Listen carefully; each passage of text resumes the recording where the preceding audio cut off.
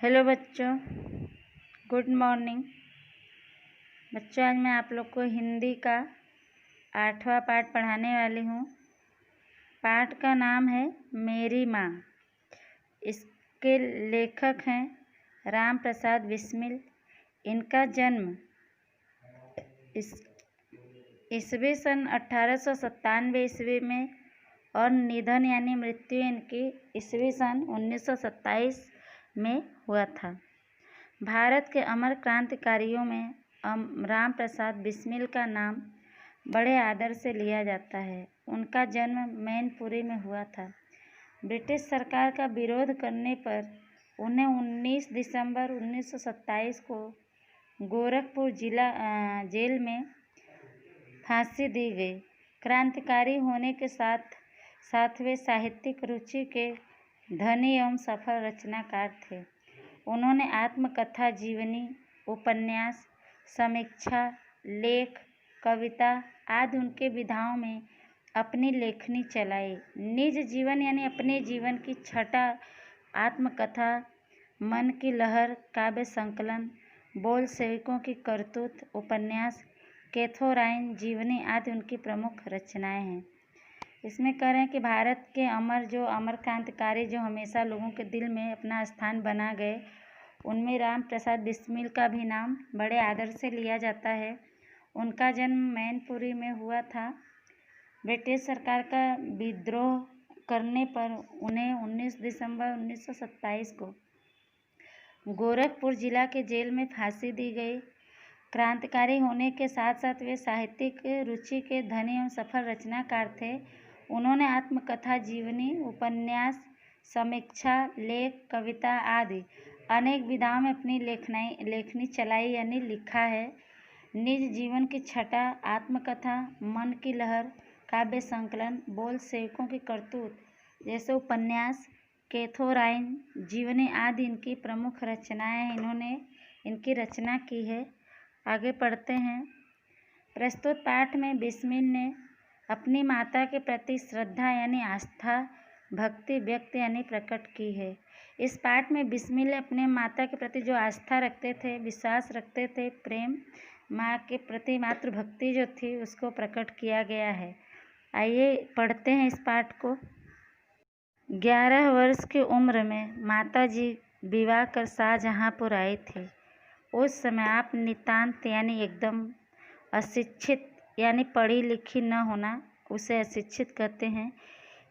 अशिक्षित एक ग्रामीण यानी गांव की रहने वाली कन्या यानी बालिका के समान थी, सदृश यानी समान थी। शाहजहाँपुर आने के थोड़े दिनों बाद ही दादाजी ने अपनी छोटी बहन को बुला लिया। उन्होंने गृह कार्य में माताजी को जो शिक्षा दी, ज्ञान दी, थोड़े दिनों में माताजी ने सब गृह कार्य को समझ लिया और भोजनादि यानी भोजन बनाना और दूसरे काम का ठीक ठीक प्रबंध व्यवस्था करने लगी। इसमें बता रहे हैं कि जब इनकी माता 11 साल की थी तब उनका विवाह कर दिया गया और विवाह होने के बाद ये शाहजहाँपुर आई। उस समय ये बिल्कुल अशिक्षित थी, पढ़ी लिखी नहीं थी, गांव में रहने वाली लड़की बालिका के समान थी। शाहजहाँपुर आने के थोड़े दिनों बाद ही दादाजी ने अपनी छोटी बहन को बुला लिया। उन्होंने गृह के काम में मतलब घर के काम में माताजी को शिक्षा दिया, ज्ञान दिया। थोड़े ही दिनों बाद माताजी ने सब कुछ घर का काम समझ लिया और भोजन आदि का ठीक ठीक व्यवस्था करने लगी। आगे पढ़ेंगे। मेरे जन्म के 5 या 7 वर्ष बाद आपने हिंदी पढ़ना आरंभ किया। पढ़ने का शौक़ आपको खुद ही पैदा हुआ। पैदा होना यानी उत्पन्न होना, आना। मोहल्ले की संग सहेली जो घर पर आ जाती थी, उन्हीं में जो कोई शिक्षित थी, माताजी उनसे अक्षर बोध यानी वर्ण ज्ञान करती। इस प्रकार घर का सब काम कर चुकने के बाद जो समय मिल जाता उसमें पढ़ना लिखना करती। परिश्रम के फल से थोड़े दिनों में ही वे देवनागरी पुस्तकों का अवलोकन यानी निरीक्षण, देखना, निरीक्षण करने लगी। मेरी बहनों को छोटी आयु में माताजी ने उन्हें शिक्षा दिया करती थी। जब मैंने आर्य समाज में प्रवेश किया तब से माताजी से खूब वार्तालाप यानी बातचीत होता।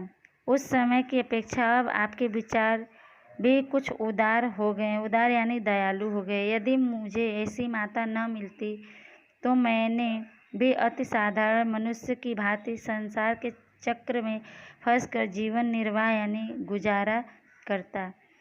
इसमें कह रहे हैं बिस्मिल जी कि जब मैं 5-7 वर्ष का था उसके बाद आप हिंदी पढ़ना शुरू की और पढ़ने का शौक़ आपके अंदर अपने आप उत्पन्न हुआ, पैदा हुआ, चाहत जगी आपके अंदर।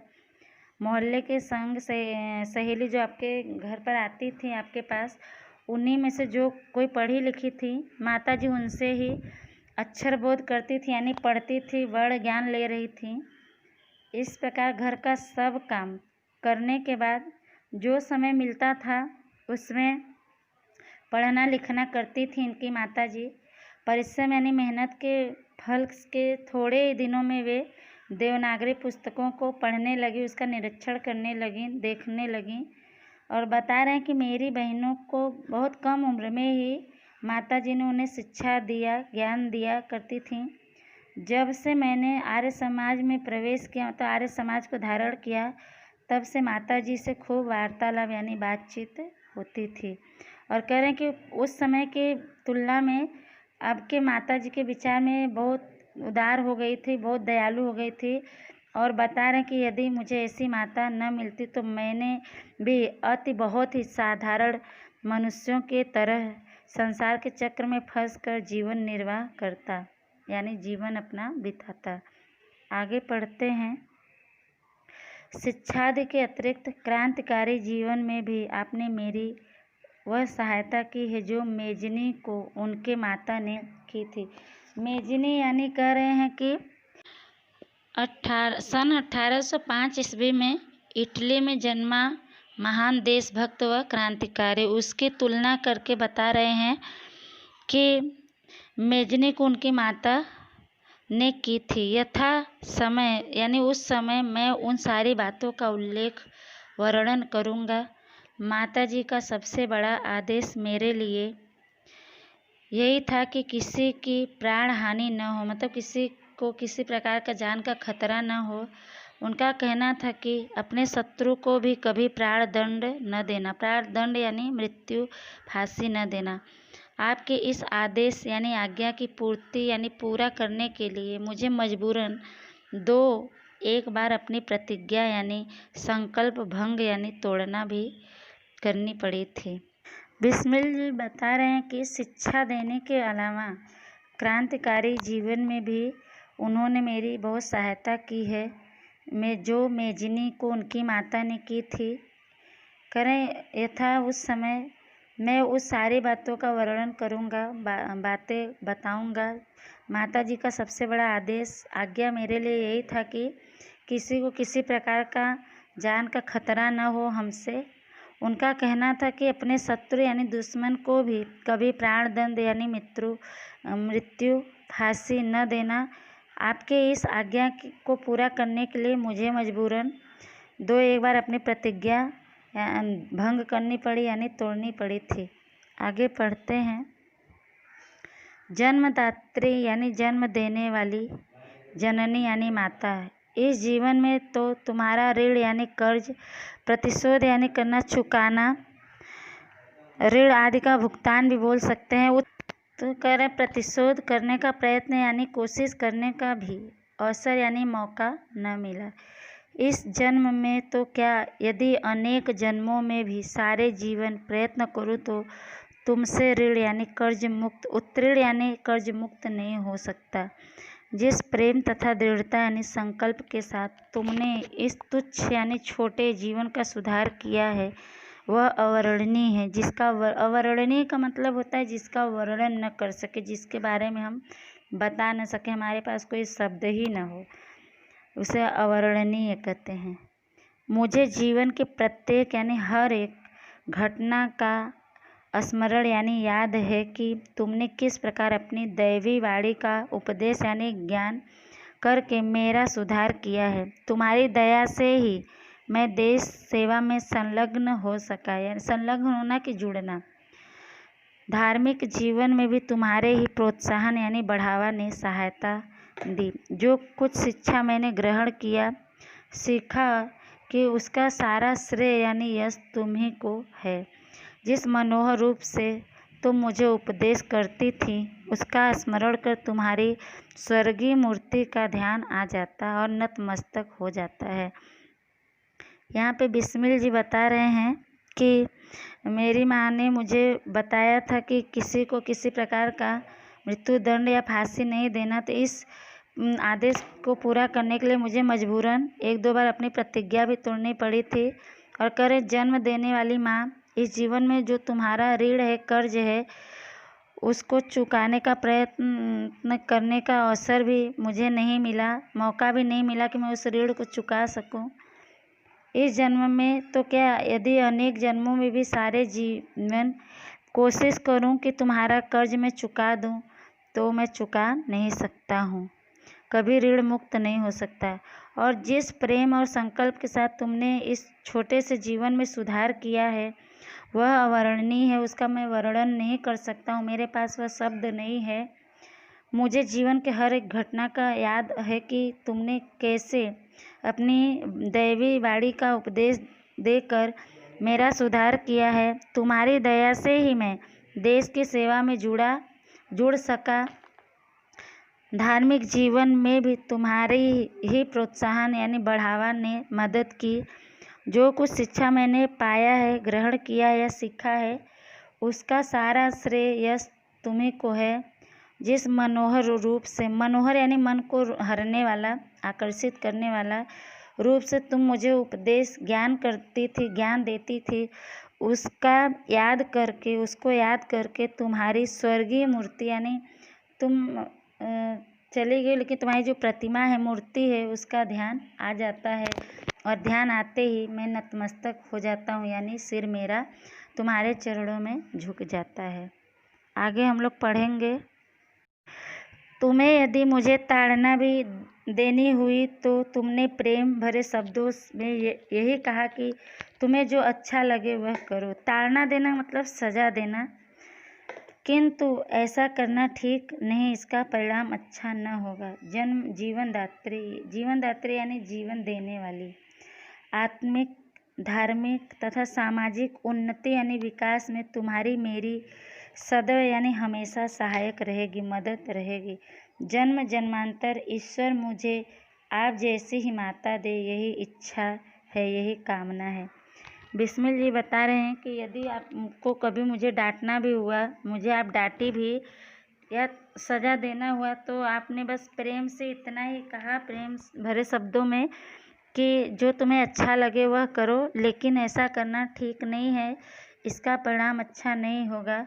जीवनदात्री, जीवन देने वाली माँ, करें आत्मिक, धार्मिक तथा सामाजिक विकास में तुम्हारी मेरी सदैव हमेशा सहायक रहेगी, मदद रहेगी।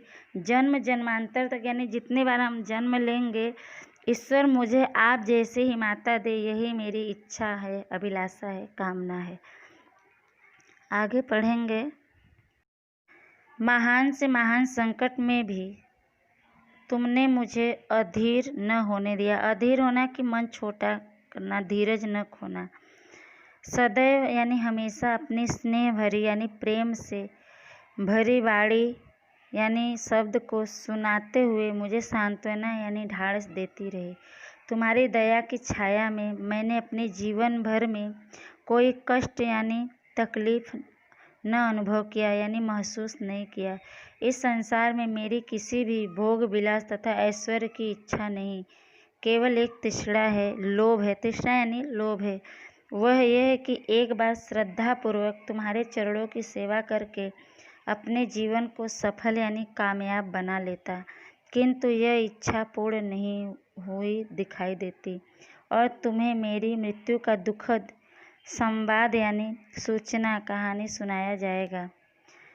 माँ, मुझे विश्वास है तुम यह समझकर धैर्य यानी धीरज धारण करोगी कि तुम्हारा पुत्र माताओं की माता भारत माता की सेवा में अपने जीवन को बलि वेदी यानी बलिदान समर्पण कर दिया, कि भेंट कर गया यानी समर्पण कर गया, और उसने तुम्हारे कुल को यानी वंश को कलंकित यानी बदनाम न किया। अपनी प्रतिज्ञा यानी दृढ़ से संकल्प में दृढ़ रहकर, टिके रहकर जब स्वाधीन यानी आज़ाद भारत का इतिहास लिखा जाएगा तो उसके किसी पृष्ठ यानी पेज पर उज्ज्वल यानी साफ अक्षरों में तुम्हारा भी नाम लिखा जाएगा।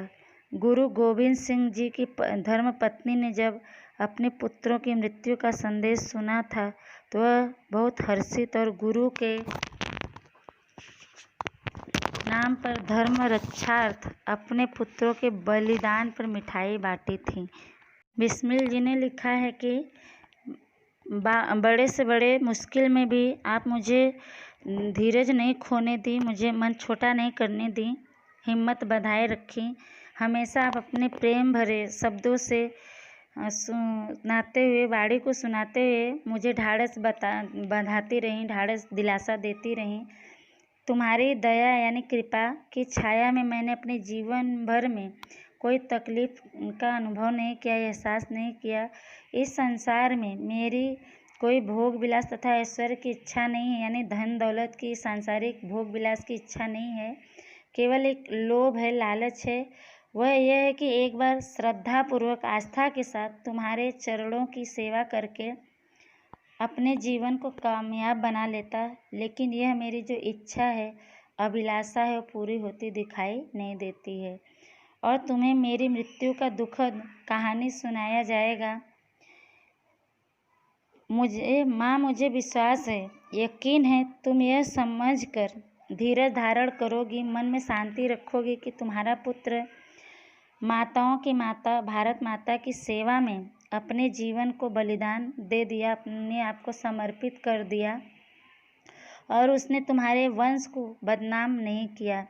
अपनी प्रतिज्ञा में दृढ़ रहकर वह स्वाधीन यानी आज़ाद भारत का इतिहास जब लिखा जाएगा तो उसके किसी पृष्ठ यानी पेज पर साफ अक्षरों में तुम्हारा भी नाम लिखा जाएगा। गुरु गोविंद सिंह कह रहे हैं कि गुरु गोविंद सिंह जी की धर्मपत्नी ने जब अपने पुत्रों की मृत्यु का संदेश सुना था तो वह बहुत हर्षित यानी खुशी हुई और गुरु के नाम पर धर्म रक्षा यानी धर्म की रक्षा करने वाले अपने पुत्रों के बलिदान पर मिठाई बांटी थी। आगे पढ़ेंगे। जन्मदात्री वर दो कि अंतिम समय भी मेरा हृदय किसी प्रकार विचलित यानी अस्थिर न हो और तुम्हारे चरण कमलों को प्रणाम कर मैं परमात्मा का स्मरण करता हुआ शरीर त्याग करूं।